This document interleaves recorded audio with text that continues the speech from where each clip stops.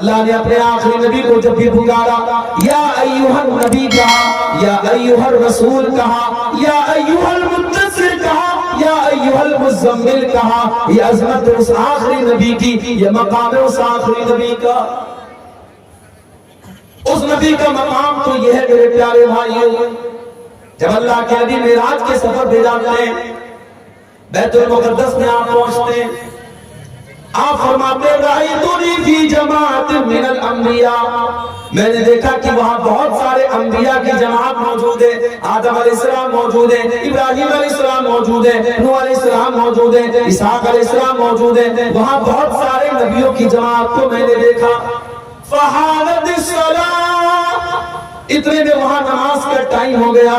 سارے نبیوں نے کہا آج ہمارا امام اگر کوئی ہے تو جناب محمد رسول اللہ صلی اللہ علیہ وسلم ہے. سارے نبیوں نے اللہ کے نبی کو امامت کے لیے آگے بڑھایا. فَأَمَمْتُهُمْ، اور اللہ کے نبی نے ان سارے نبیوں کو نماز پڑھائی.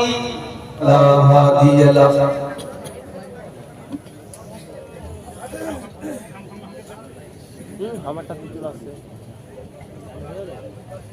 وَأَشْهَدُ أَن لَّا إِلَٰهَ إِلَّا اللَّهُ وَحْدَهُ لَا شَرِيكَ لَهُ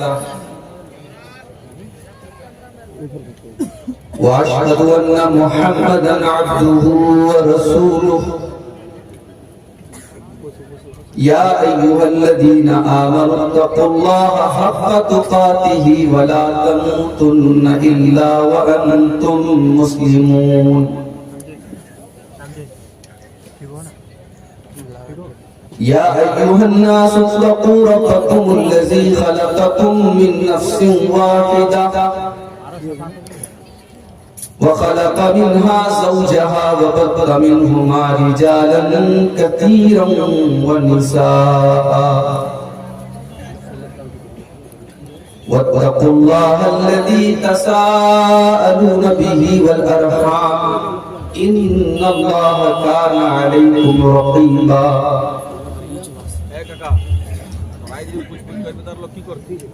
يا أيها الذين آمنوا اتقوا الله وقولوا قولا سديدا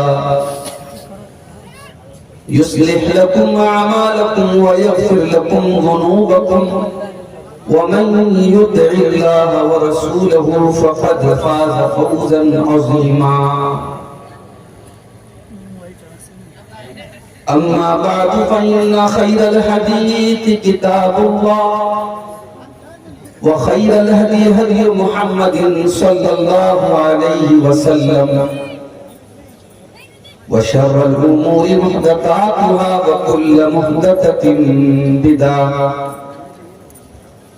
وكل بدعة ضلالة وكل ضلالة في النار. أعوذ بالله من الشيطان الرجيم. بسم الله الرحمن الرحيم. لقد جاءكم رسول من أنفسكم عزيز عليه ما عنتم حريص عليكم بالمؤمنين رؤوف رحيم.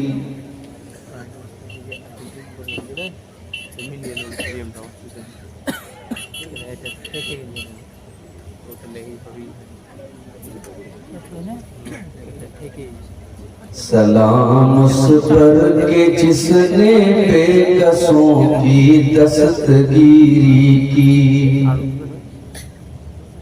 سلام اس پر کہ جس نے بادشاہی میں فقیری کی. سلام اس پر کہ اسرار محبت جس نے سکھلائے. سلام اس پر کہ جس نے زخم کھا کر پھول برسائے. سلام اس پر کہ جس نے خون کے پیاسوں کو قبائیں دیں. سلام اس پر کہ جس نے گالیاں سن کر دعائیں دیں. سلام اس پر کہ جس کا ذکر ہے سارے صحائف میں. سلام اس پر ہوا مجروح جو بازار طائف میں، سلام اس پر وطن کے لوگ جس کو تنگ کرتے تھے، سلام اس پر کے گھر والے بھی جس سے جنگ کرتے تھے، سلام اس پر کے جس کے گھر میں چاندی تھی نہ سونا تھا، سلام اس پر کے ٹوٹا بوریا جس کا بچھونا تھا، سلام اس پر جو سچائی کی خاطر دکھ اٹھاتا تھا، سلام اس پر جو بھوکا رہ کے اوروں کو کھلاتا تھا، سلام اس پر جو امت کے لیے راتوں کو روتا تھا، سلام اس پر جو فرش خاک پر جاڑے میں سوتا تھا، سلام اس پر جو دنیا کے لیے رحمت ہی رحمت ہے، سلام اس پر کہ جس کی ذات فخر آدمیت ہے، سلام اس پر کہ جس نے جھولیاں بھر دی فقیروں کی، سلام اس پر کہ مشکیں کھول دی جس نے اسیروں کی، سلام اس پر کہ جس کی چاند تاروں نے گواہی دی،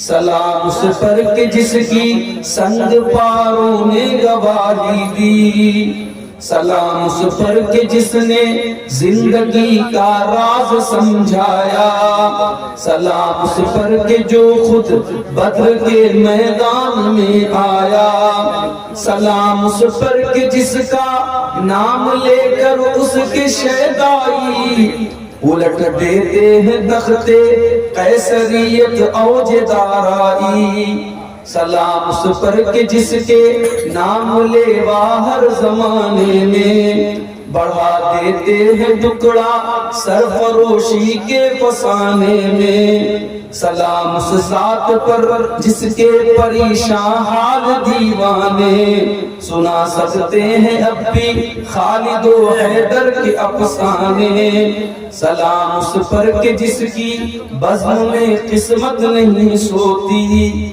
درود اس پر کہ جس کے ذکر سے سیری نہیں ہوتی، درود اس پر کہ جس کے تذکرے ہیں پاک بازوں میں، درود اس پر کہ جس کا نام لیتے ہیں نمازوں میں، درود اس پر جسے شمع شبستان ازل کہیے، درود اس ذات پر فخر بنی آدم جسے کہیے، درود اس پر سلام اس پر سلام اس پر درود اس پر، اللہم صلی وسلم مبارک علیہ۔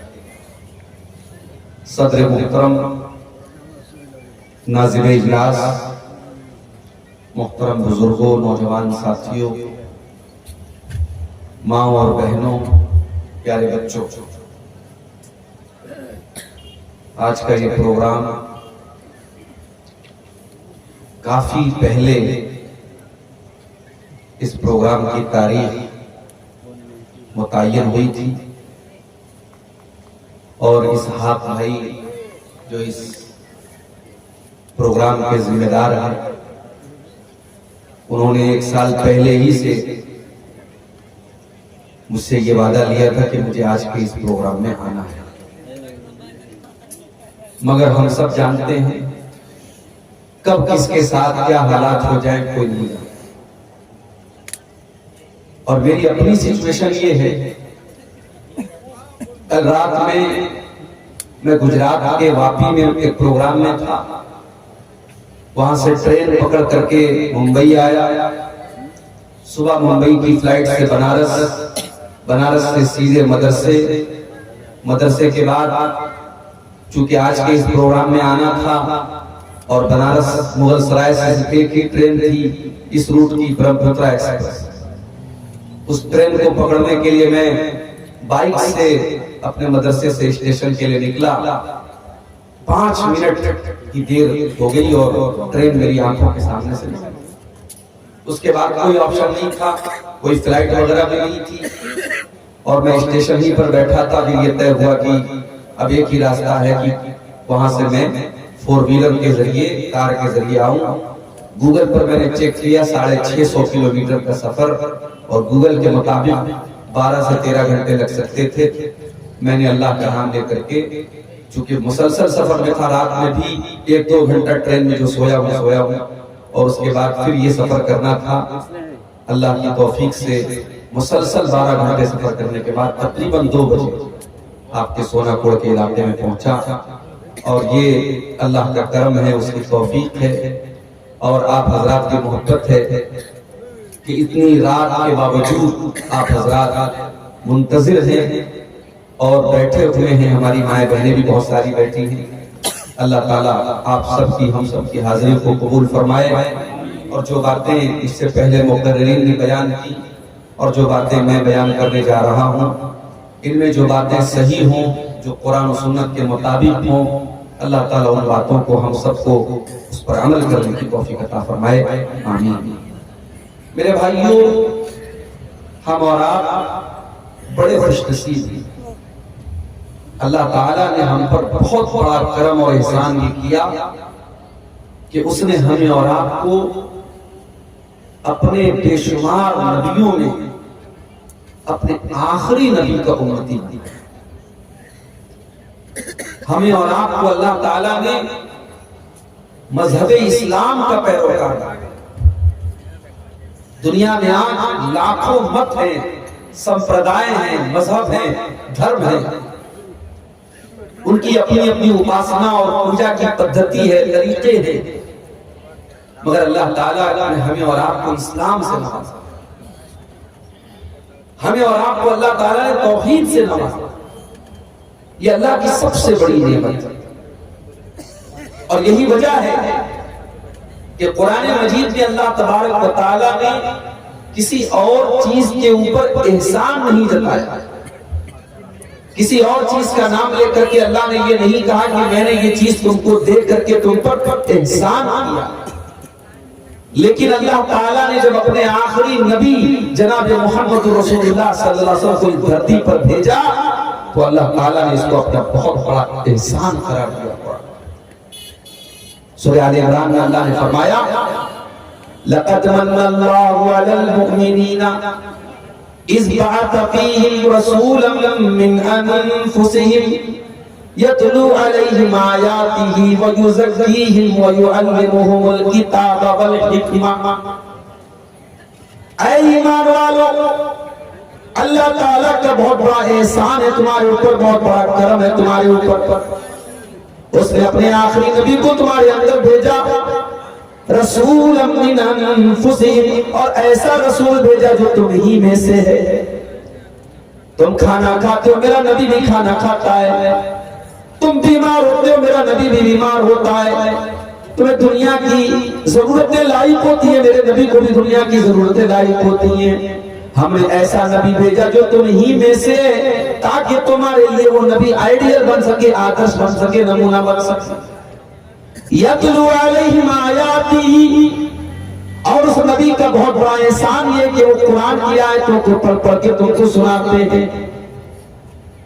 اللہ نے اگر صرف قرآن کو اتارا ہوتا, قرآن کو تم پڑھ تو لیتے, مگر قرآن کو سمجھنے کے لیے پریکٹیکل ضرورت تھی. اللہ نے اپنے نبی کو پریکٹیکل کرنے کے لیے, قرآن کو سمجھانے کے لیے اپنے نبی کو بھیجا.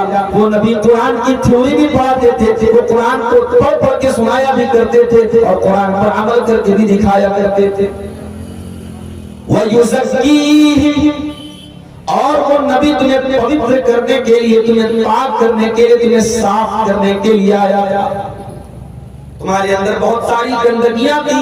تم شراب پیا کرتے تھے, تم زنا کیا کرتے تھے, تم مردار کھایا کرتے تھے, تم غیر اللہ کے آگے سر جھکایا کرتے تھے, تم اپنی 100 بیویوں سے شادی تک کر لیا کرتے تھے, اپنی بیٹیوں کو قتل کر دیا کرتے تھے, اپنی عورتوں پر ظلم کیا کرتے تھے, تم جوا کھیلا کرتے تھے, تم حرام کھایا کرتے تھے. وَيُزَكِّيهِمْ, اس نبی نے آ کر کے تم کو پوتر کر دیا, تمہیں پاک کر دیا, تمہیں تمام گندگیوں سے نکالا.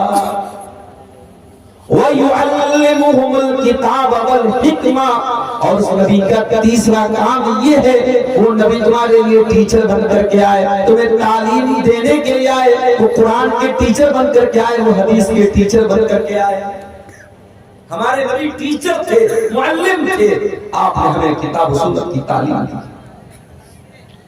یہ الگ بات ہے، جس نبی کو اللہ نے ٹیچر کہا، معلم کہا، اور جس نبی کے اوپر قرآن کی پہلی آیت اقرا کے ذریعے نازل ہوئی کہ اے نبی آپ پڑھیے، اس نبی کے امتیوں کا حال آج کیا ہے؟ آج بھارت کی سرزمین پر، آج بھارت کی دھرتی پر مسلمان دنیا کی تعلیم میں بھی بہت پیچھے اور دین کی تعلیم میں بھی بہت پیچھے ہے۔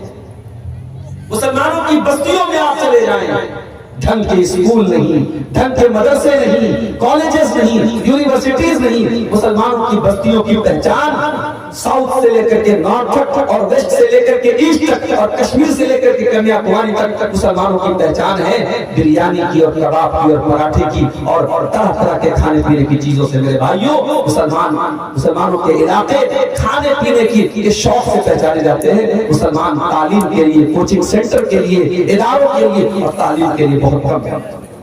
یہ بڑے افسوس کی بات ہے۔ ہمارے نبی معلم تھے، ہمارے نبی ٹیچر تھے، ہمارے نبی دنیا کو تعلیم دینے آئے تھے، دنیا کو جہالت سے نکال کر کے علم کی روشنی دینے آئے تھے۔ ہم اس نبی کے امتی ہیں۔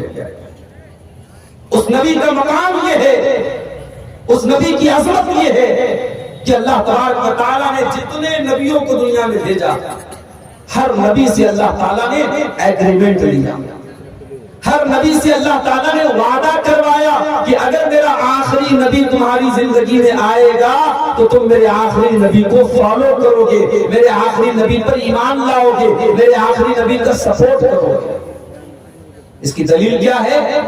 اللہ سورہ آل عمران میں فرماتا ہے وَإِذَا أَخَذَ اللَّهُ مِيثَاقَ النَّبِيِّينَ لَمَا آتَيْتُكُم مِّن كِتَابٍ وَحِکْمَةٍ، اللہ تعالیٰ نے تمام نبیوں سے ایگریمنٹ لیا، وعدہ لیا، اے میرے نبیوں، اے میرے رسولوں، میں نے تم کو اپنی کتاب دی ہے، میں نے تم کو نبی بنایا ہے۔ ثُمَّ جَاءَكُمْ رَسُولٌ مُصَدِّقٌ لِّمَا مَعَكُمْ، اے میرے نبیوں، اگر تمہاری زندگی میں ہمارا آخری نبی آ جائے جو تمہاری شریعتوں کی تصدیق کرنے والا ہوگا، لَتُؤْمِنُنَّ بِهِ وَلَتَنصُرُنَّهُ، تو تم وعدہ کرو کہ تم میرے آخری نبی کی مدد کرو گے، تم اس کے اوپر ایمان لاؤ گے۔ قَالَ أَقْرَرْتُمْ وَأَخَذْتُمْ عَلَى ذَلِكُمْ إِصْرِي، اللہ نے سارے نبیوں سے یہ ایگریمنٹ لیا کہ کیا تم اس بات کا اقرار کرتے ہو، کیا تم اس بات پر حامی بنتے ہو؟ سارے نبیوں نے کہا قالوا اقررنا، ہاں اللہ میں اقرار کرتے ہیں۔ قال فاشهدوا وأنا معكم من الشاهدين، اللہ نے فرمایا تم گواہ رہنا اور میں بھی گواہ ہوں کہ اگر میرا آخری نبی تمہاری زندگی میں آ جائے تو تم اس کے اوپر ایمان لے آؤ۔ یہ ہمارے نبی کا مقام ہے۔ اگر ہمارے نبی کی زندگی میں اگر کوئی دوسرا نبی بھی آ جاتا، اگر کسی دوسرے نبی کی زندگی میں اگر اللہ کے آخری نبی آ جاتے تو اس نبی کو بھی ہمارے نبی کی پیروی کرنا پڑتا۔ یہ مقام ہے میرے نبی کا۔ آج وہ اپنے بزرگوں کی بات پر، اپنے پیروں کی بات پر، اپنے اماموں کی بات پر، اپنے بڑوں کی بات پر، اللہ کے رسول کی بات پر ٹھکرا دیتے ہیں۔ میرے بھائیوں، ایسے لوگوں کو اپنے ایمان کی خیر ہے۔ نبی کی بات جہاں جائے، نبی کا فرمان جہاں جائے، وہاں پھر اپنا دماغ، اپنی عقل، اپنی منطق، اپنی لاجک مت لگاؤ۔ حضرت عمر فاروق کو دیکھیں، ایک مرتبہ حضرت عمر فاروق تورات کا ایک نسخہ لاتے ہیں اور اس کو اللہ کے نبی کے سامنے لا کر کے پڑھنے لگتے ہیں۔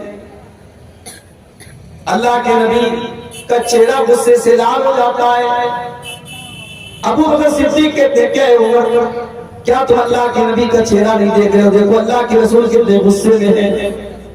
حضرت عمر فاروق نے جب نبی کا چہرہ دیکھا تورات کے اس نسخے کو زمین پر ڈال دیا اور فوراً ادب کے ساتھ کہنے لگے اعوذ باللہ من غضب اللہ، میں اللہ کی پناہ چاہتا ہوں اللہ کے غضب سے۔ رضیت باللہ ربا وبمحمد رسولا وبالاسلام دینا، میں اللہ کو اپنا رب مانتا ہوں، میں محمد کو اپنا رسول مانتا ہوں، میں اسلام کو اپنا دین مانتا ہوں۔ آپ نے فرمایا والذی نفس محمد بیدہ، اے عمر اس اللہ کی قسم جس کے ہاتھ میں محمد کی جان ہے، لو بدا لکم موسیٰ، اگر آج حضرت موسیٰ بھی زندہ ہو جائے، اگر آج حضرت موسیٰ بھی آ جائے اور تم مجھے چھوڑ کر کے موسیٰ علیہ السلام کی پیروی کرنے لگو، لزللتم عن سواء السبیل، تو تم سیدھے راستے سے بھٹک جاؤ گے، تم صراط مستقیم سے بھٹک جاؤ گے۔ پتہ یہ چلا کہ جب نبی کے رہتے ہوئے حضرت موسیٰ علیہ السلام جیسے پیغمبر کی نہیں چل سکتی تو کسی امتی کی کیسے چلے گی؟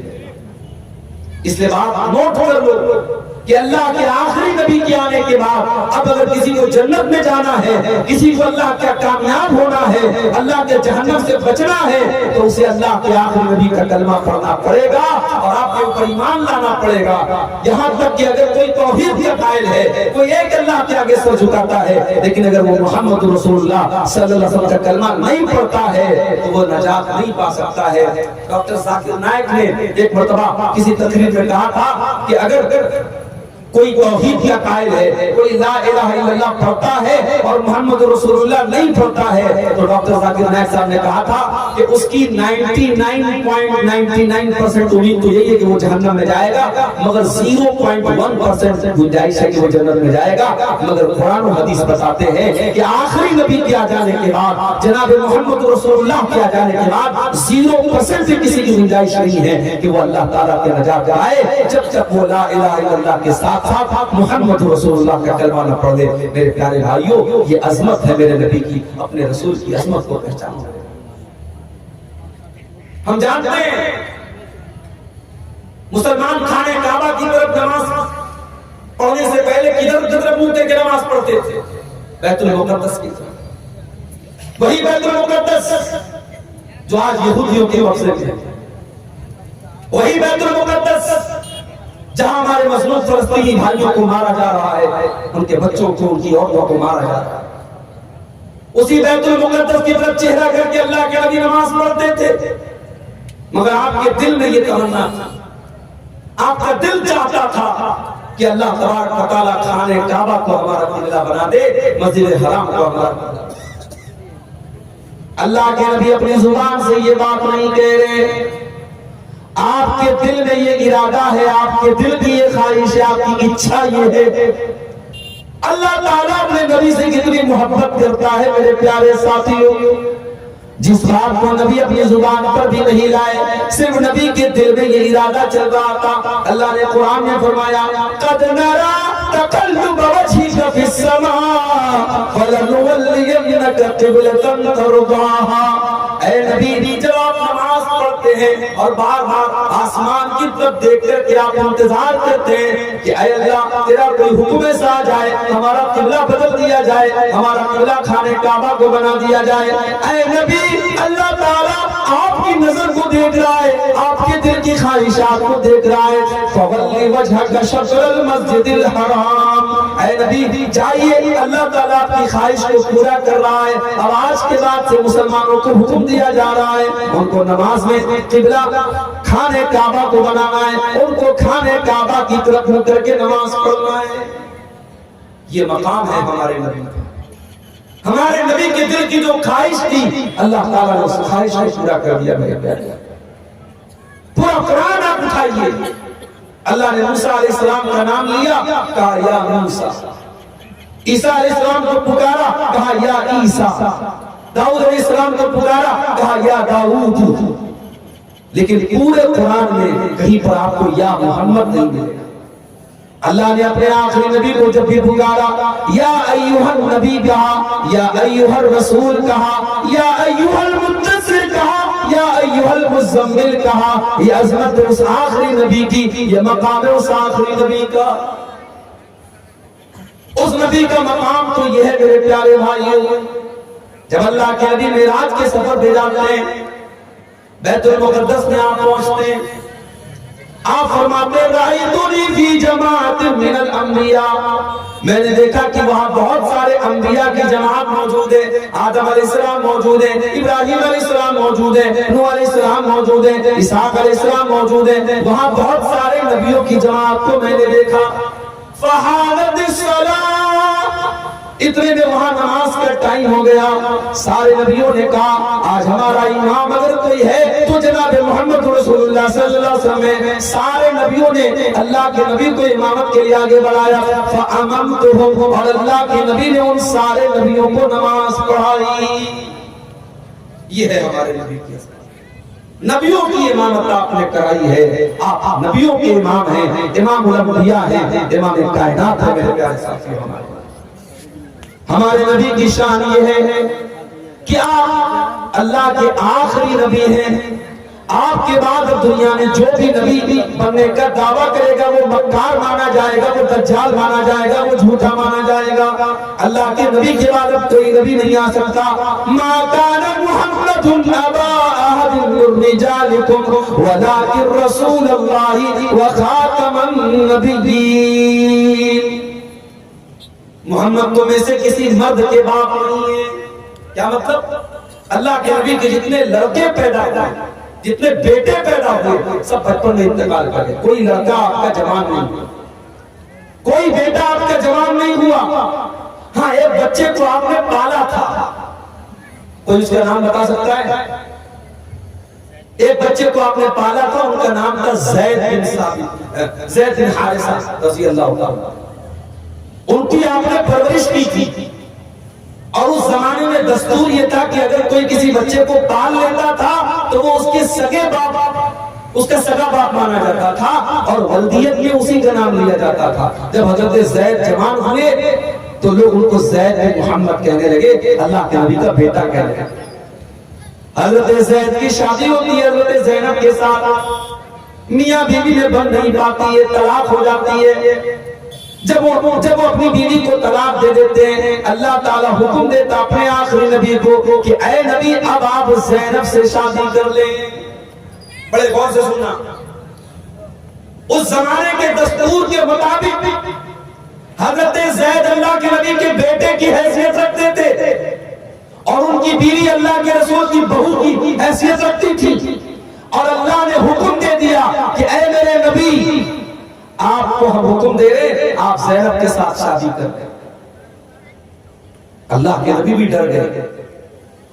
آپ کو بھی لگا کہ لوگ کیا کہیں گے کہ میں نے بہو کے ساتھ شادی کر لی. اللہ نے فرمایا وَتَخْشَى النَّاسَ وَاللَّهُ أَحَقُّ أَن تَخْشَىٰ. اے نبی، جب ہم نے حکم دے دیا تو لوگوں سے ڈرنے کی ضرورت نہیں ہے، اللہ سے ڈرو. اے نبی، ہمارا حکم ہے، آپ کو کسی کی پرواہ کرنے کی ضرورت نہیں ہے، آپ زینب سے نکاح کر لیں. اور دنیا نے یہ منظر دیکھا. اللہ کے نبی نے زینب رضی اللہ تعالیٰ عنہ سے نکاح کیا. یہودیوں نے، منافقوں نے بدتمیزی کرنا شروع کر دیا. کہا کہ صحابیوں نے اپنی بہو سے نکاح کر لیا، اپنے بیٹے کی مطلقہ سے نکاح کر لیا. اب اللہ تعالیٰ اپنے نبی کا ڈیفنس کر رہا ہے. پتہ یہ چلا کہ اگر کبھی تمہارے نبی پر کوئی کیچڑ اچھالے، تمہارے نبی پر کوئی اعتراض کرے، تمہارے نبی کو کوئی برا بھلا کہے تو اپنے نبی کا ڈیفنس کیا کرو. یہ اللہ کی سنت ہے، یہ اللہ کا طریقہ ہے کہ نبی کا ڈیفنس کیا جائے، نبی کے کیریکٹر کو واضح کیا جائے. اللہ نے فرمایا ما کان محمد ابا احد من رجالکم. محمد صلی اللہ علیہ وسلم کسی مرد کے باپ نہیں ہے، ان کی اولاد میں کوئی تو مرد نہیں ہے. بچے جو پیدا ہوئے سب بچپن میں انتقال کر گئے. جب ان کی اولاد میں کوئی مرد نہیں تو ان کی بہو کہاں سے آ گئی؟ غور کرو اللہ نے رسم کو کیسے توڑا ہے. ابھی میرے پاس ایک بچہ آیا، مولوی صاحب ہمارے علاقے میں شادی بیاہ میں ڈی جے بجایا جاتا ہے. ہم تو بڑے فخر سے بنارس میں کہتے ہیں، یوپی میں کہتے ہیں کہ صاحب ہم باقر کی اور صاحب گنج کے علاقے میں جاتے ہیں، ہمارا سینہ چوڑا ہو جاتا ہے، ہمارا دل باغ باغ ہو جاتا ہے. پوری بستی اہل حدیثوں کی بستی ہے، پوری بستی قرآن و حدیث پر چلنے والوں کی بستی ہے. لیکن کیا آپ ہم جا کے یہ بھی بتائیں کہ صاحب ان بستیوں میں محرم بھی منایا جاتا ہے، وہاں تعزیہ بھی اٹھایا جاتا ہے، وہاں شادی بیاہ میں ڈی جے بھی بجایا جاتا ہے، وہاں کے نوجوان شراب کے نشے میں دھوت رہتے ہیں؟ کیا یہ بات بھی ہم بیان کریں اور یہ بات بھی بتائیں میرے پیارے ساتھی؟ شرم آنی چاہیے. جن رسموں کو میرے نبی نے توڑا ہے آج ہم کو پھر سے زندہ کر. شادی بیاہ کے موقع پر دور جاہلیت میں ناچ گانا ہوتا تھا، لوگ شراب پی کے مست ہو جاتے تھے۔ اسلام نے آ کر کے نکاح کو عبادت بنا دیا۔ نکاح کے موقع پر خطبہ نکاح ہوتا ہے، اللہ کی تعریف ہوتی ہے، اللہ کا نام لیا جاتا ہے۔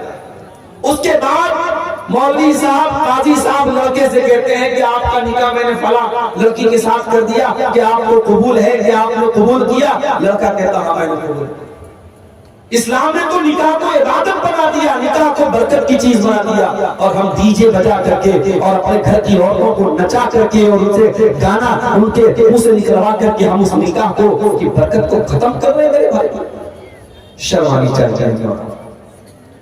میرے نبی رسم کو توڑنے کے لیے آئے تھے۔ اس زمانے کی بہت بڑی رسم تھی کہ اگر کوئی کسی بچے کو اپنا بیٹا بنا لیتا تھا، منہ بولا بیٹا کہہ لیتا تھا، اس کو اڈاپٹ کر لیتا تھا، اس کی پرورش کر لیتا تھا، اس کا سگا بیٹا مانا جاتا تھا۔ اللہ نے یہ رسم توڑی اور اپنے نبی سے کہا کہ آپ زینب سے نکاح کریں۔ اللہ نے فرمایا محمد کسی مرد کے باپ نہیں ہے۔ اس پر ایک اور سوال کیا گیا کہ سارے مسلمانوں کو تو 4 شادیوں کی اجازت تھی، لیکن اللہ کے رسول کے نکاح میں آلریڈی 4 بیویاں تھی اور حضرت زینب 5ویں بیوی تھی۔ ایک اعتراض یہ بھی کیا گیا سارے مسلمان تو 4 شادیاں ہی کر سکتے ہیں، یہ اللہ کے نبی 5ویں شادی کیوں کر رہے ہیں؟ فرمایا وَلَٰكِن رَّسُولَ اللَّهِ، وہ اللہ کے رسول ہیں، تم ان کو اپنے جیسا مت سمجھو، اپنے اوپر قیاس مت کرو، وہ اللہ کے حکم سے کر رہے ہیں۔ وہ 5 نکاح کیا وہ 9 نکاح کر سکتے ہیں، تمہیں اعتراض کرنے کا کوئی حق حاصل نہیں ہے۔ ایک اور اعتراض کیا گیا کہ اگر شادی کرنی ہی تھی کوئی اور کر لیتا، ابو بکر کر لیتے، عمر کر لیتے، عثمان کر لیتے، علی کر لیتے، کوئی صحابی کر لیتے، اللہ کے نبی کو اپنے منہ بولے بیٹے کی مطلقہ سے نکاح نہیں کرنا چاہیے۔ یہ اعتراض بھی لوگوں نے کیا۔ فرمایا وَخَاتَمَ النَّبِيِّينَ، میرا نبی تو آخری نبی ہے، میرے نبی کے اوپر تو نبوت کی مہر لگائی جا چکی ہے، اب آپ کے بعد کوئی نبی آنے والا نہیں ہے۔ اگر آپ رسم و رواج کو نہیں توڑیں گے، اگر آپ رسم و رواج کو ختم نہیں کریں گے تو کون ختم کرے گا؟ افسوس کی بات ہے میرے بھائی، جو نبی رسم و رواج کو توڑنے کے لیے آئے تھے، آج اس نبی کے امتی رسم و رواج میں ڈوبے ہوئے۔ جہیز کی گندگی آج آپ کے اس اہل حدیث سماج میں اور آپ کے اس انصاری سماج میں پائی جاتی ہے۔ باقاعدہ ڈیمانڈ ہوتی ہے، لڑکی والوں سے باقاعدہ ڈیمانڈ ہوتی ہے، لڑکی سسرال آتی ہے، قدم قدم پہ تانے دیے جاتے ہیں، تو کیا لے کے آئی، تیرے باپ نے کیا دیا تجھے؟ ساس تانا دیتی ہے، سسر تانا دیتا ہے۔ یہ ہمارے سماج کا یہ حال ہے میرے پیارے بھائیوں۔ آج یہی وجہ ہے کہ آج بیٹیاں بوجھ بن گئی۔ آج بیٹیاں کیوں ماں کے پیٹ میں کیوں ماری جا رہی ہیں؟ کیوں ہاسپٹلوں کے ڈسٹ بن میں بچیاں پائی جا رہی ہیں؟ کیوں بھارت میں ہر منٹ میں ایک بچی قتل ہو رہی ہے؟ اگر آپ اس کے ریزن پر غور کریں گے، اس کے اثرات پر غور کریں گے، بہت بڑی وجہ یہ جہیز نام کا ناسور ہے۔ ایک لڑکی جب پیدا ہوتی ہے، باپ کی پیشانی پر بل آ جاتا ہے، ماں کی پیشانی پر چنتا کی لکیریں آ جاتی ہیں۔ کیوں؟ جب بیٹی آتی ہے تو ذمہ داری بن کے آتی ہے، ماں باپ کو لگتا ہے اس کے جہیز کا انتظام کرنا پڑے گا۔ ابھی اتر پردیش کے سدھارتھ نگر میں میرا پروگرام تھا، اتفاق سے رات میں 9 بجے میں پہنچا، ایک نکاح کی تقریب تھی، نکاح کا فنکشن تھا۔ مجھ سے لوگوں نے کہا مولانا آپ بڑے موقع سے آئے ہیں، نکاح پڑھا دیجئے۔ ایک ڈاکٹر صاحب ہیں، اپنی جماعت کے ہیں، لڑکی والے بھی اہل حدیث ہے، لڑکا والا بھی اہل حدیث ہے، آپ نکاح پڑھا دیجئے۔ میں نے نکاح پڑھا دیا۔ نکاح پڑھانے کے بعد میں ایک صاحب کہنے لگے مولانا آپ نے نکاح تو پڑھا دیا، آپ کو معلوم ہے اس نکاح میں جہیز کتنا ملا ہے؟ میں نے کہا مجھے تو نہیں معلوم۔ کہا کہ لڑکا چونکہ ڈاکٹر ہے تو 5 لاکھ روپیہ کیش اور 10 لاکھ کی گاڑی اس کو دی۔ 5 لاکھ روپے کیش اور 10 لاکھ روپے کی گاڑی لڑکی والوں سے باقاعدہ ڈیمانڈ کر کے لیا گیا ہے۔ تو میں نے کہا اس کا مطلب لڑکی والے بہت پیسے والے لوگ ہیں، بہت بڑے لوگ ہیں؟ کہا نہیں مولوی صاحب، زمین بیچ کر کے لڑکی والوں نے یہ کام کیا ہے۔ اللہ، ہم اس لیول پر پہنچ گئے۔ ایک لڑکی کا باپ اپنی لڑکی کی شادی کرنے کے لیے اپنا گھر بیچے، اپنی زمین بیچے، اپنی کڈنی بیچے، اپنا جسم بیچے اور اس کے بعد وہ لڑکی کی شادی کرے۔ میرے پیارے ساتھیوں، اللہ کی قسم یہ میرے نبی کا طریقہ نہیں ہے، یہ میرے نبی کا اسوہ نہیں ہے۔ میرے نبی نے بیٹیوں کو بوجھ نہیں بنایا ہے، میرے نبی نے تو بیٹیوں کو رحمت بنایا تھا، میرے نبی نے تو بیٹیوں کو رحمت بتایا تھا۔ میرے نبی نے جو طریقہ بتایا ہے اس طریقے میں کبھی لڑکی کے باپ کو کسی کے دروازے پہ جا کے بھیک مانگنے کی ضرورت نہیں ہے، کسی بینک سے لون لینے کی ضرورت نہیں ہے۔ اسلام نے تو لڑکی کے باپ پر کسی بھی طریقے کی دعوت بھی نہیں رکھی ہے، دعوت بھی دے گا تو لڑکے کا باپ دے گا، ولیمہ کا انتظام لڑکے والا کرے گا۔ لیکن آج افسوس کی بات یہ ہے، ہم اہل حدیث بھی ہیں صاحب، ہم بڑے پکے مسلمان بھی ہیں، ہم جو ہے بہت اپنے آپ کو دیندار بھی کہہ رہے ہیں، اور یہ ساری گندگیاں آج ہمارے اندر ہیں۔ میرے پیارے ساتھیوں، اس نبی کا کلمہ پڑھتے وقت ہمیں سوچنا چاہیے، اس نبی سے اپنا نام جوڑتے وقت ہم سوچنا چاہیے کہ وہ نبی کیسے تھے اور ہم کیسے تھے۔ اس نبی کی عظمت جانتے ہیں؟ اللہ نے فرمایا لَقَدْ جَاءَكُمْ رَسُولٌ مِّنْ أَنفُسِكُمْ عَزِيزٌ عَلَيْهِ مَا عَنِتُّمْ۔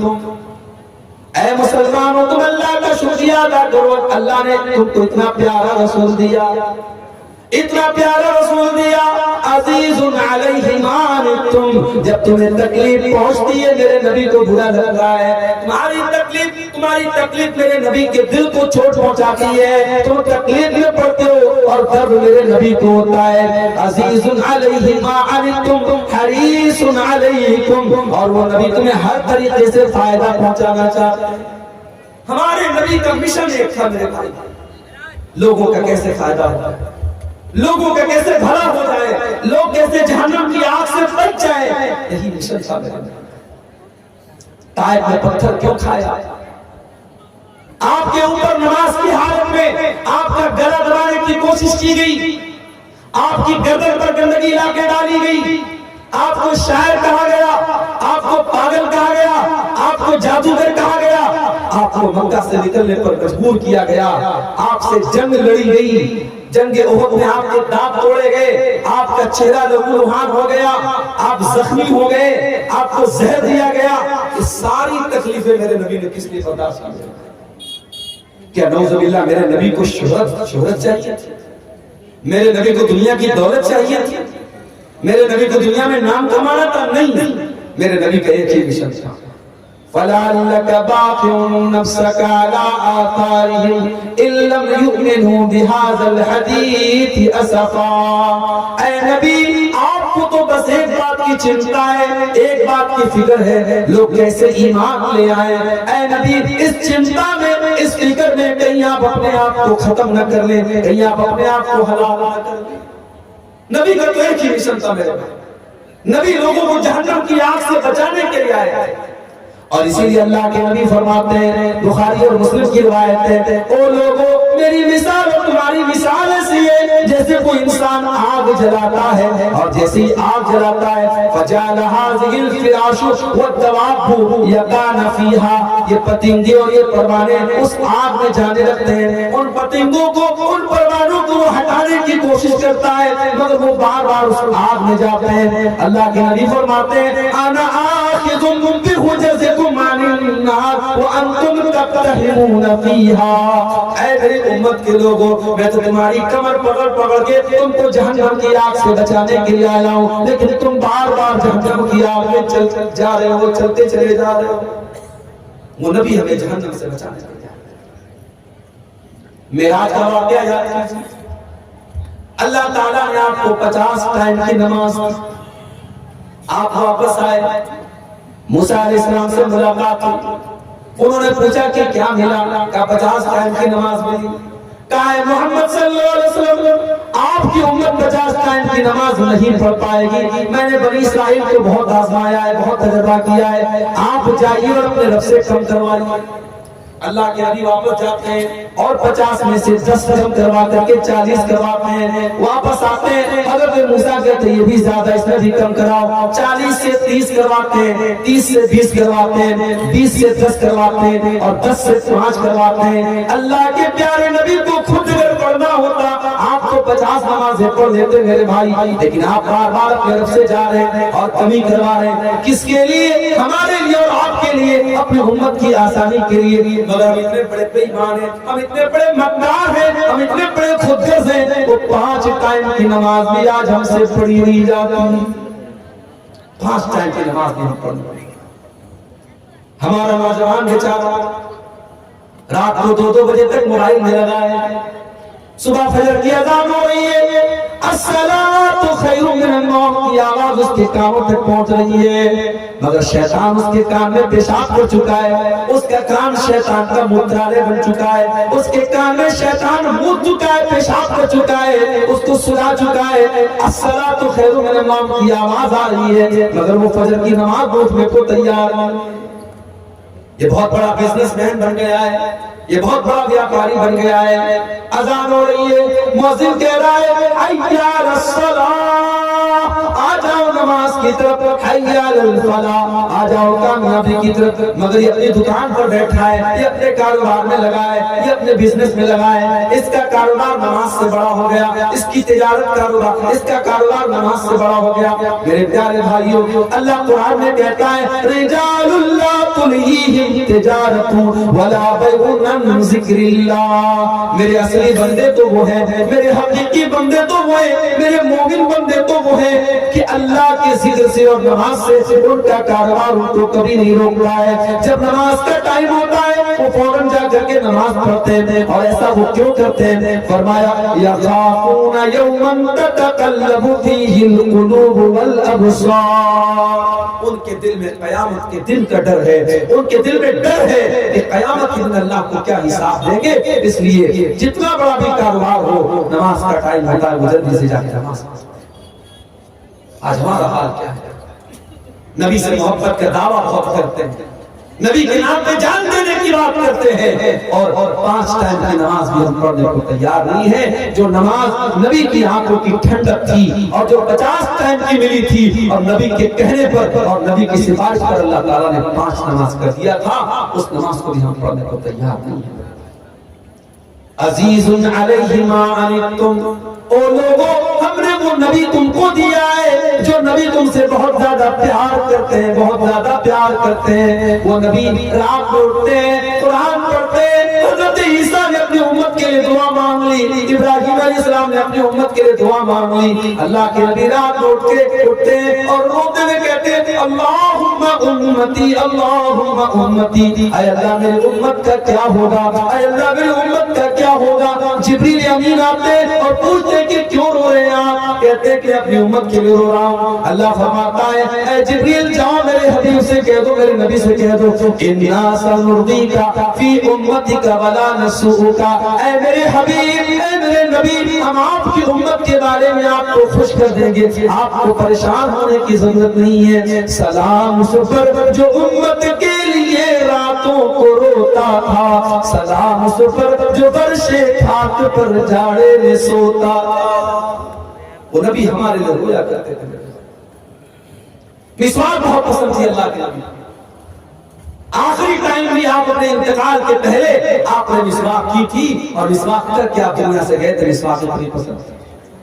مگر آپ کو اپنی امت کی آسانی کا اتنا خیال تھا، آپ نے فرمایا لولا انا شق علی امتی لامرتهم بالسواک عند كل صلاۃ. اگر میری امت کو پریشانی نہ ہوتی، اگر میری امت کو مشکل نہ ہوتی، میں ہر نماز کے ٹائم ضروری کر دیتا مسواک کو. مگر ضروری کر دیتا تو دقت آ جاتی، پریشانی آ جاتی، اس لیے آپ نے مسواک کو ضروری قرار نہیں دیا. یہ ہے اس نبی کا مقام اور اس نبی کی عظمت. میرے پیارے ساتھیوں، وہ نبی ہمارے لیے آسانیاں لے کر گیا. اور آگے بڑھی دنیا میں تو اس نبی کا جو مقام ہے وہ ہے ہی. کل قیامت کے دن بھی اس نبی کا ایک الگ مقام ہوگا، ایک الگ شان ہوگی. آپ نے فرمایا انا سید ولد آدم یوم القیامہ، میں قیامت کے دن تمام آدم کی اولاد کا سردار رہوں گا. واول من ينشق عنه القبر، اور قیامت کے دن سب سے پہلے میری قبر پھٹے گی. واول شافع، اور قیامت کے دن سب سے پہلے میں سفارش کروں گا. کوئی نبی سفارش کرنے کو تیار نہیں. سورج 1 میل کی دوری پر، گرمی سے لوگ بے حال، پسینے سے بے حال، اور اللہ تعالیٰ انتہائی غصے میں ہوگا، اور لوگ سارے نبیوں کے پاس جائیں گے اور سارے نبی کہیں گے ہم آج اللہ کی بارگاہ میں بات نہیں کر سکتے، اللہ بہت غصے میں ہے، ہم بول نہیں سکتے، ہم سے کچھ چوک ہوئی ہم بات نہیں کر سکتے۔ سارے نبی اپنی فکر کریں گے، اور جب ہمارے نبی کے پاس لوگ جائیں گے، محمد رسول اللہ کے پاس لوگ جائیں گے، آپ کہیں گے انا لہا، میں تمہاری سفارش کروں گا، اور اللہ کے آخری نبی اللہ کی بارگاہ میں ایسا سجدہ کریں گے ویسا سجدہ آج تک کسی نے نہیں کیا، اللہ کی ایسی تعریف بیان کریں گے ویسی تعریف آج تک کسی نے نہیں کی، اور اس کے بعد اللہ آواز دے گا یا محمد ارفع راسک، اے میرے نبی، اے محمد آپ سر اٹھائیے، سل توتا، آپ مانگیے آپ کو دیا جائے گا، اشفا تو شفا، آپ شفاعت کیجئے آپ کی شفاعت قبول کیجئے۔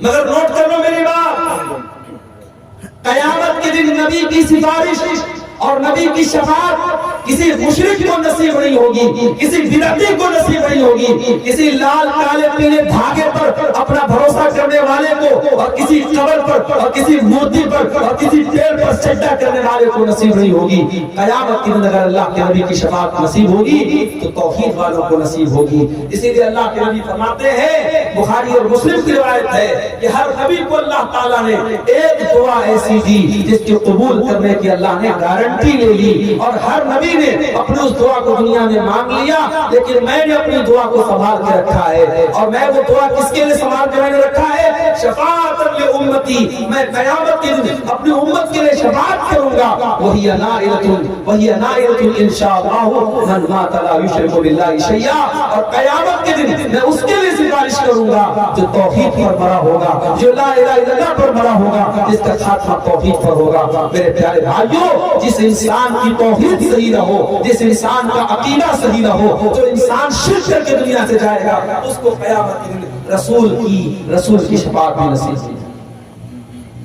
اور آگے بڑھیے، اس نبی کا مقام یہ ہے، اس نبی کی شان یہ کہ اللہ قرآن میں کہتا ہے وَمَا أَرْسَلْنَاكَ إِلَّا رَحْمَةً لِّلْعَالَمِينَ، اے نبی ہم نے آپ کو ساری کائنات کے لیے رحمت بنا کر کے بھیجا۔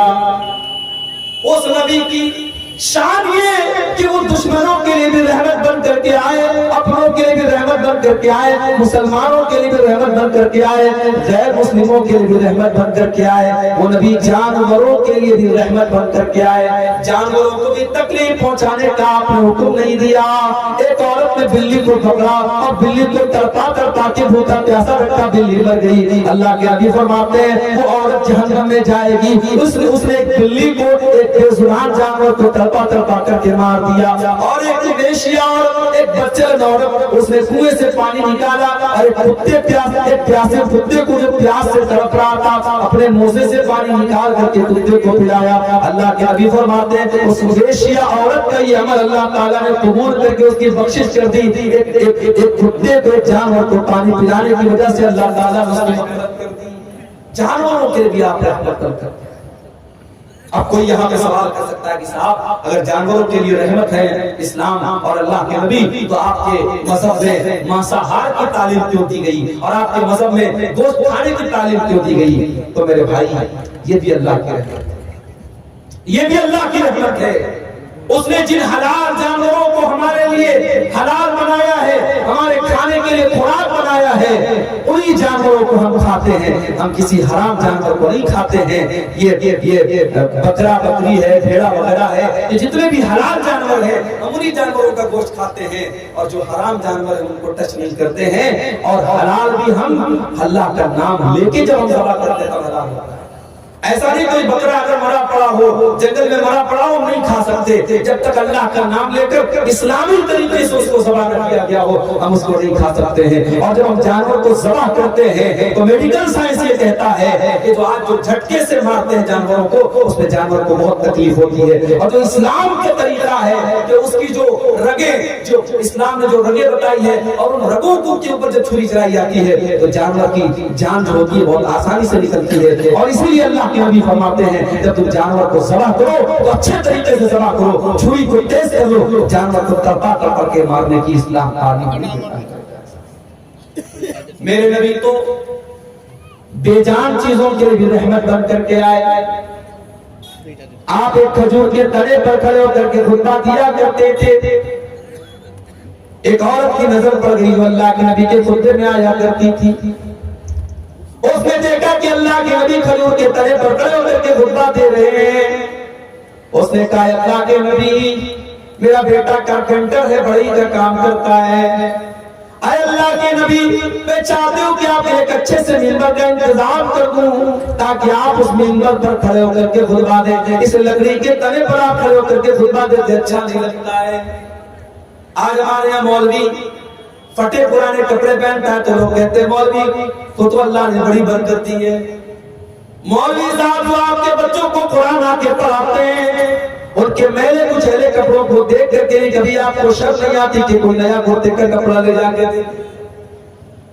آم کا موسم آتا ہے, آپ کے گھر میں بچے آم کھا رہے ہیں, مولوی صاحب بیچارے 5000 کی تنخواہ میں کیسے کیسے اپنا پریوار چلا رہے ہیں. ان کے بچے اپنے باپ سے کہتے ہیں بچہ مجھے آم دلا دو, وہ صبر کرنے کی تلقین کرتے ہیں اور دنیا کے مولوی کے پیسے میں اللہ نے بڑی برکت دی ہے. میرے پیارے ساتھیوں اس مولوی کو آپ نے اپنے در کا جو بھکاری بنا کے رکھا اس کو برکت کا خوبصورت نام نہ دیجیے.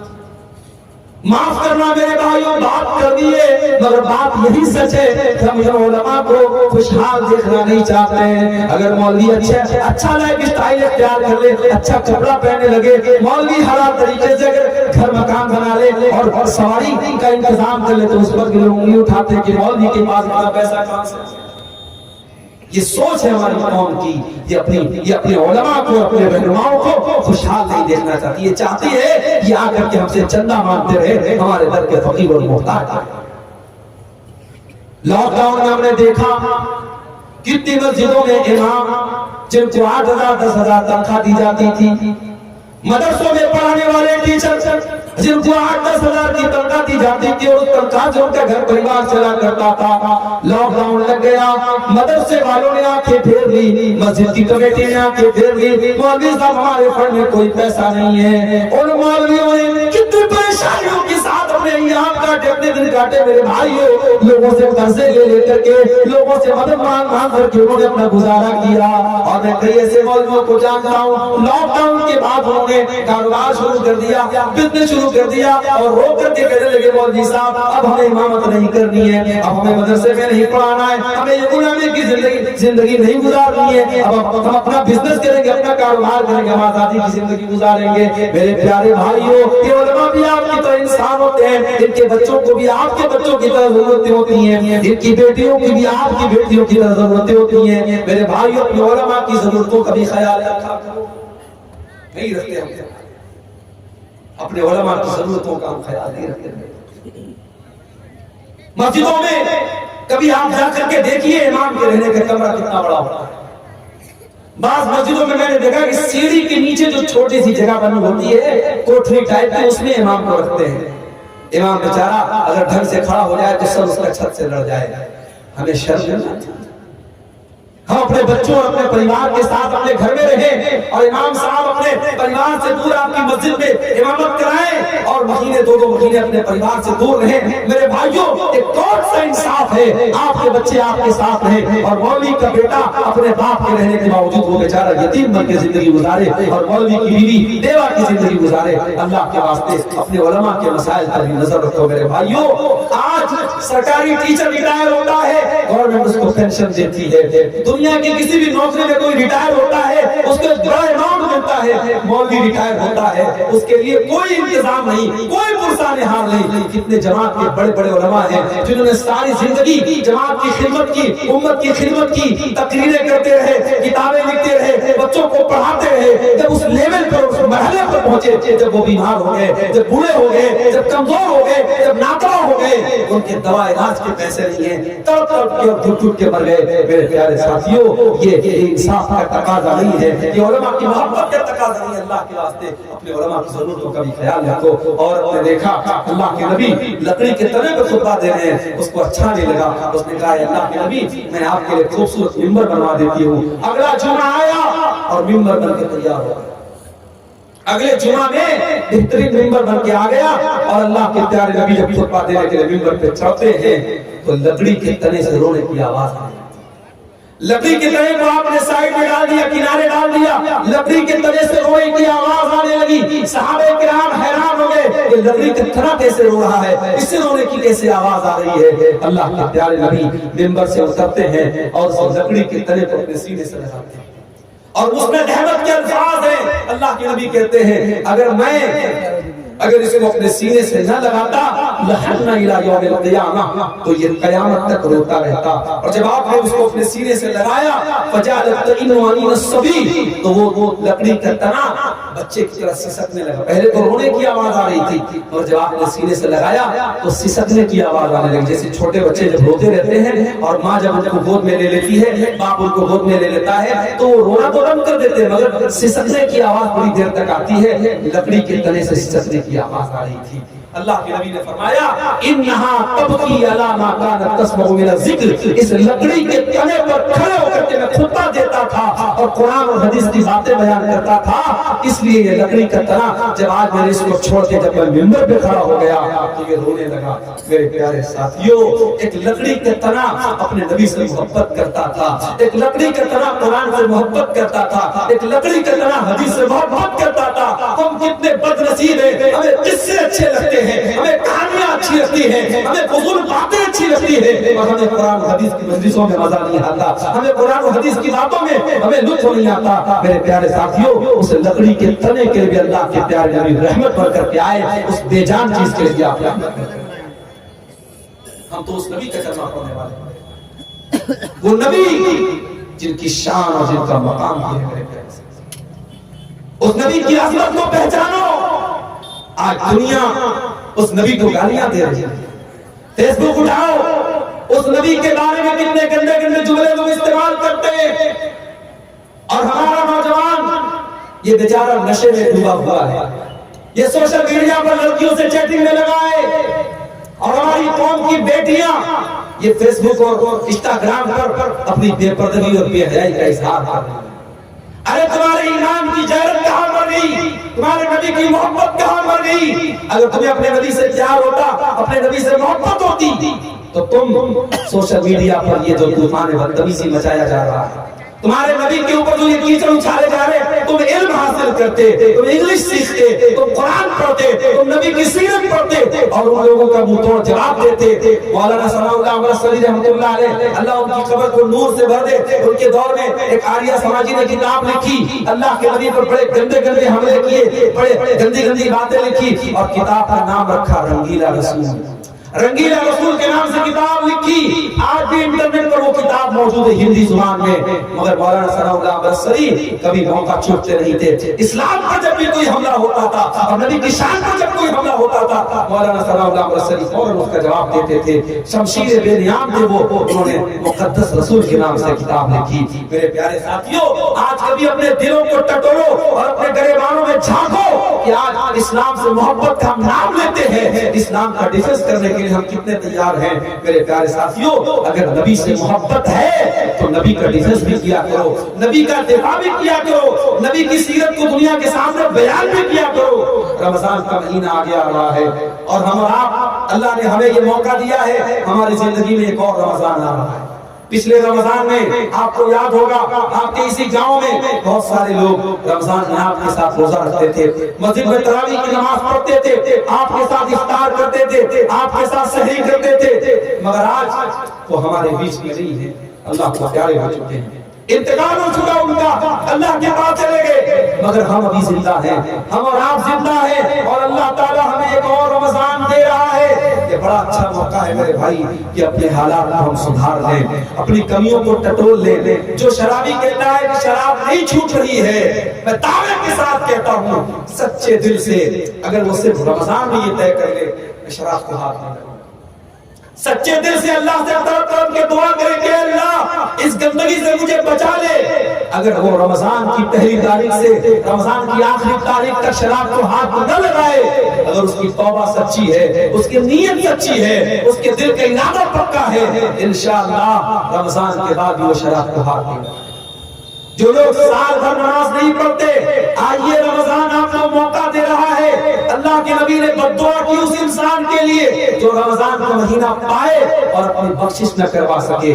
میرے بھائیوں، رمضان کوئی معمولی مہینہ نہیں ہے، رمضان ہمیں چینج کر دیتا ہے۔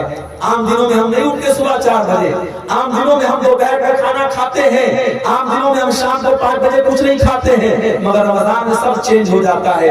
صبح 4 بجے اٹھ کر کے سحری کھا رہے ہیں، دوپہر میں ہم بھوکے پیاسے ہیں، پھر شام کو افطار کے ٹائم ہم کھانا کھا رہے ہیں، پھر رات میں تراویح پڑھ رہے ہیں، سونے کا ٹائم بدل گیا، اٹھنے کا ٹائم بدل گیا، کھانے کا ٹائم بدل گیا۔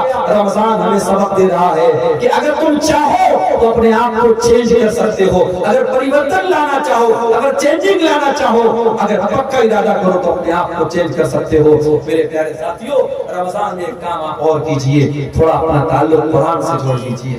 رمضان قرآن کا مہینہ ہے۔ میرے بھائیوں، آج اس امت کے لیے بڑے افسوس کی بات ہے، ہمارا نوجوان ایک گھنٹہ موبائل پہ بغیر نہیں رہ سکتا۔ ایک گھنٹہ اگر موبائل ڈسچارج ہو جائے، نوجوان تڑپتا رہتا ہے، جلدی سے موبائل پر چارج کرو، پتہ نہیں کس کا میسج آیا ہوگا، واٹس ایپ پر کتنے لوگوں کا میسج آیا ہوگا، کتنے لوگوں کی کال آئی ہوگی۔ ایک گھنٹہ ہم موبائل کے بغیر نہیں رہ سکتے۔ میرے بھائیوں، جو نوجوان ایک گھنٹہ موبائل کے بغیر نہیں رہ سکتا، وہ نوجوان اپنے دل پر ہاتھ رکھ کر کے بتائے اس نے آخری بار قرآن کا پڑھا تھا، آخری بار آپ نے قرآن کا پڑھا تھا۔ ہمارے بہت سارے نوجوان ہیں، شاید ان کے سر شرم سے جھک جائیں، آخری بار انہوں نے رمضان میں قرآن کو چھوا تھا، اس کے بعد قرآن کو چھونے کی نوبت نہیں آئی تھی۔ یہ قرآن میں تو اللہ کا میسج ہے، یہ قرآن میں تو اللہ کا پیغام ہے۔ کل قیامت میں اللہ پوچھے گا، میرے بندے میرا میسج تیرے گھر میں پڑا تھا، میرا پیغام تیرے گھر میں پڑا تھا، میری کتاب تیرے گھر میں پڑی تھی، تو نے کبھی نہیں سمجھا، تو نے کبھی نہیں پڑھا، تو نے کبھی غور نہیں کیا، کبھی اس قرآن کو سمجھنے کی کوشش نہیں کی۔ میرے پیارے ساتھیوں، اس قرآن کو پڑھو۔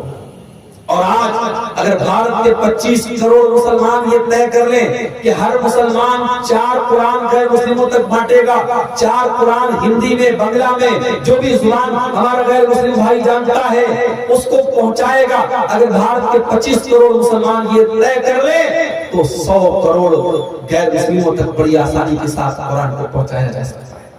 میرے بھائی تو یہ کام کرنے کا ہے، جلسے جلوس کرانا ٹھیک ہے، اس کی بھی ایک ضرورت ہے، یہ بھی بڑا اہم کام ہے، مگر یہ کام بھی کرنے کا ہے کہ آج اپنے غیر مسلم بھائیوں تک قرآن کو پہنچائیں۔ اور معاف کرنا، ہم نے اور آپ نے جو یہ چسکا لگا لیا، مولانا عبدالغفار صاحب آئے تو ہم صاحب ان کے ذریعے کچھ جو ہے ہم وید کے شلوک سن لیں، گیتا کے شلوک سن لیں، مولانا جگجیت صاحب آئے ان سے ہم کچھ منتر وغیرہ سن لیں، اور چترویدی علماء تو آپ کے بہار بنگال میں جھارکھنڈ میں بہت زیادہ پیدا ہو رہے ہیں، ہم چترویدی نام اور ٹائٹل لگا کر کے اپنے علماء سے ان کے منہ سے ہم سنسکرت کے شلوک سنتے ہیں، ہمیں بڑا مزہ آتا ہے۔ یہ کوئی مناسب بات نہیں ہے، یہ کوئی اچھی بات نہیں ہے۔ بہتر تو یہ تھا کہ آپ اپنے غیر مسلم بھائیوں کو قرآن کی آیتوں کے ذریعے سمجھاتے، جنت کے بارے میں ان کو بتاتے، جہنم کے بارے میں ان کو بتاتے۔ میرے پیارے ساتھیوں، آج کام یہ کرنے کا ہے، آج نبی کی سیرت کو عام کرنے کا موقع اور وقت ہے۔ میرے بھائیوں، آج دنیا پیاسی ہے، آج دنیا کو ضرورت ہے محمد رسول اللہ کی تعلیم کو جاننے کی، اور ہمارا اور آپ کا تو یہ عقیدہ ہے کہ ہمارے نبی اللہ کے سچے رسول ہیں، اور ہمارا دین اللہ کا سچا دین ہے، اور جب اللہ کا سچا دین ہے تو یقین رکھو میرے بھائی، اس بات کی گارنٹی ہے کہ اس دین کے اندر اللہ تعالیٰ نے ایک اٹریکشن رکھا ہے، ایک آکرشن رکھا ہے۔ اس دین کے اندر اللہ تعالیٰ نے ہر انسان کے دل میں ایک آواز ہے، ہر انسان کی فطرت کو، اس کے نیچر میں یہ دین موجود ہے، بس ضرورت ہے اس کو باہر لانے کی۔ اگر ہمارا کوئی غیر مسلم بھائی، اگر اس کو ہم صحیح طریقے سے اسلام کے بارے میں سمجھائیں تو کچھ نہیں تو کم سے کم اس کے دماغ میں جو غلط فہمی کا نفرت ڈالا گیا ہے، جو زہر ڈالا گیا ہے، وہ انشاءاللہ دور ہو جائے گا۔ آج رسول کی عظمت کے موضوع پر یہ خطاب کرتے ہوئے میں آپ کو یہ پیغام بھی دینا چاہتا ہوں کہ اگر آپ کو اپنے رسول سے محبت ہے تو اپنے رسول کی سیرت کو آپ پڑھیے اور سمجھیے۔ ابھی آپ نے سنا ہوگا بنگلہ دیش کے ایک بہت بڑے عالم جو ہے ڈاکٹر مجیب الرحمان صاحب کا بھی حال میں انتقال ہوا، جنہوں نے بنگلہ زبان میں بڑے اہم کام کیے اور بڑی اہم کتابوں کو انہوں نے بنگلہ زبان میں ٹرانسلیشن کیا ہے۔ اور آپ کو یہ بھی پتا ہوگا کہ آپ کے اہل حدیث جماعت کے بہت بڑے عالم تھے مولانا صفی الرحمان مبارک پوری رحمۃ اللہ علیہ، انہوں نے اللہ کے نبی کے جیون کے اوپر، اللہ کے نبی کی سیرت کے اوپر انہوں نے کتاب لکھی تھی، اس کتاب کا نام تھا الرحیق المختوم۔ اور یہ کتاب ایک کمپٹیشن میں حصہ لینے کے لیے لکھی گئی تھی اور پوری دنیا کی سینکڑوں کتابوں میں اس کتاب کو پہلا پرائز ملا تھا. اور آج بھی پوری دنیا میں سیرت پر سب سے زیادہ اگر کوئی کتاب پڑھی جاتی ہے تو الرحیق المختوم پڑھی جاتی ہے, اور ہندی میں بھی وہ اویلیبل ہے اور بنگلہ زبان میں بھی اس کا انواد ہو چکا ہے. میں آپ سب کو یہ دعوت دیتا ہوں, اپنے نوجوانوں سے جو ہندی جانتے ہیں, جو بنگلہ جانتے ہیں, ان سے میں کہنا چاہتا ہوں کہ آپ زندگی میں ایک بار اپنے دل میں رسول کی محبت کو سجا کر کے اطمینان کے ساتھ الرحیق المختوم کو پڑھ لیں میرے بھائی. میرا دعویٰ ہے اگر آپ ایک مرتبہ اس پوری کتاب کو ختم کر لیں گے, آپ کے دل کا ایمان بڑھ جائے گا, آپ کے دل میں رسول کی محبت بڑھ جائے گی, اسلام سے محبت بڑھ جائے گی. میرے پیارے ساتھیوں, آج ہمارے نوجوانوں میں جو خرابیاں پائی جا رہی ہیں, جو دنیا کی محبت ہمارے سینوں میں پیدا ہو رہی ہے, جو شہوت پرستی ہمارے اندر آ رہی ہے, جو مال کی محبت میں ہم ڈوبے جا رہے ہیں, حرام کاروبار ہم کر رہے ہیں, جوا اور سٹے کے نئے نئے طریقے ہمارا نوجوان اپنا رہا ہے. ابھی کٹیہار کے علاقے میں گیا, ایک صاحب بتانے لگے کوئی کمپنی آئی ہے جو بٹ کوائن وغیرہ کے نام سے پیسہ کلیکٹ کرتی ہے اور اتنا پیسہ اس میں لگاؤ, ہر مہینہ اتنا پیسہ ملے گا, اور پورا گاؤں وہ کام کر رہا ہے. اور گاؤں کی مسجد کو جو امام صاحب ہے وہ بھی لوگوں کو جوڑ رہے ہیں اور بڑے فائدے بیان کر رہے ہیں, جبکہ ہم سب جانتے ہیں کہ یہ کوئی تجارت نہیں ہے, یہ کوئی تجارت نہیں ہے, یہ حرام ہے, یہ جوا کی ایک شکل ہے کہ آپ 1 لاکھ روپیہ لگاؤ اور ہر مہینے آپ کو 5,000 روپیہ ملے. تجارت میں تو اپ ڈاؤن ہوتا رہتا ہے. تجارت میں کبھی ایسا بھی ہوتا ہے کہ آپ نے 1 لاکھ لگایا اور مہینے کے 10,000 آپ نے کما لیا, اور کبھی ایسا ہوتا کہ آپ نے 1 لاکھ لگایا اور مہینے 1 پیسے کی آمدنی نہیں ہوئی. تو تجارت ہوتی ہے. یہ جتنی کمپنیاں ہیں جو پیسہ لگا کر کے آپ کو آفر دے رہی ہیں, یہ سب آپ کو ٹوپی پہنا رہی ہیں, سب فراڈ ہے, اور آج ہمارا نوجوان اس میں ڈوبا چلا جا رہا ہے. میرے پیارے ساتھیوں, ان حرام طریقوں سے اگر آپ کو بچنا ہے, اپنے نبی کی سیرت کو آپ پڑھیے, اپنے نبی کی زندگی کو آپ پڑھیے. جب آپ اپنے نبی کی سیرت کو پڑھیں گے تو آپ کے دل میں حلال کی محبت پیدا ہوگی اور حرام سے نفرت پیدا ہوگی. میری مائیں اور بہنیں, میں ان سے بھی کہنا چاہتا ہوں, اپنے نبی کی بیویوں کے حالات آپ پڑھیں, اپنے نبی کی بیٹیوں کے حالات آپ پڑھیں. آپ کے اندر جو برائیاں ہیں, جو خرابیاں ہیں, جو بے پردگی ہے, جو بے حیائی ہے, انشاءاللہ سب ختم ہو جائے گی. آج ضرورت ہے کہ اپنے نبی کی سیرت کو ہم جانیں اور پڑھیں. میرے پیارے ساتھیوں, دعا کیجیے اللہ تعالیٰ سے رب العالمین ہمیں اپنے نبی سے صحیح اور سچی محبت کرنے کی توفیق عطا فرمائے. رب العالمین ہمارے دلوں میں جو بگاڑ ہے, جو بغض و عداوت ہے, جو لالچ ہے, جو مال کی محبت ہے, اللہ تعالیٰ اس کو ختم کر کے ہمارے دلوں میں اپنے نبی کی سچی محبت